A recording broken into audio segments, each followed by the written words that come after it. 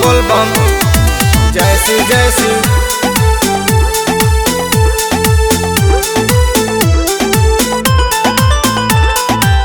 नाथों के नाथ बाबा भोला भंडारी, नामे से विपद कटे हुए त्रिपुरारी। बम बम भोले जय जय शिव। नाथों के नाथ बाबा भोला भंडारी, नामे से विपद कटे हुए त्रिपुरारी। सब देवतो भी कहे इनके बाहुबली, शिव चर्चा होला गली गली, बोले बम बम कंवरिया गली गली। शिव चर्चा होला गली गली, बोले बम बम कंवरिया गली गली। बोला बोला शंकर भगवान की।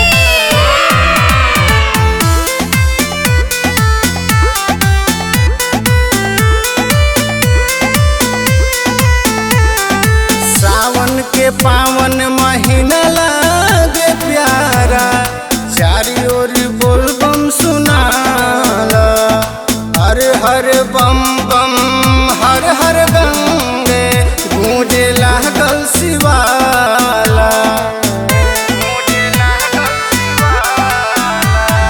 सावन के पावन महीना लागे प्यारा, चारी ओर बोल बम सुनाला। हर हर बम बम हर हर गंगे, गूंजे लागल शिवाला। धरती अंबरला होला बाबा जयकार हो, जाले खिसियाई मच जाए हाहाकार हो। देवता असुर में मच जाए खलबली,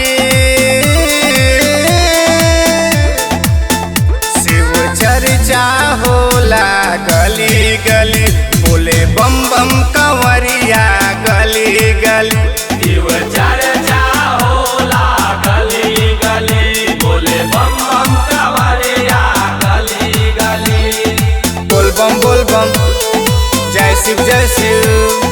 बोल बम जय शिव जय शिव।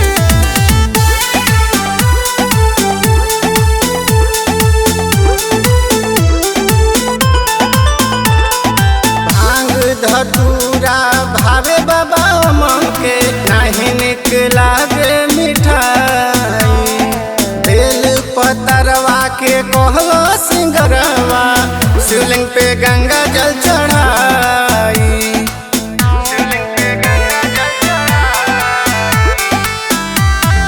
भांग धतूरा भावे बाबा मन के, नहीं निक लागे मिठाई। पतरवा के कहलो सिंगरवा, शिवलिंग पे गंगा जल चढ़ाई। बाबा के दिल से जे भी पुकारल, पल भर में वो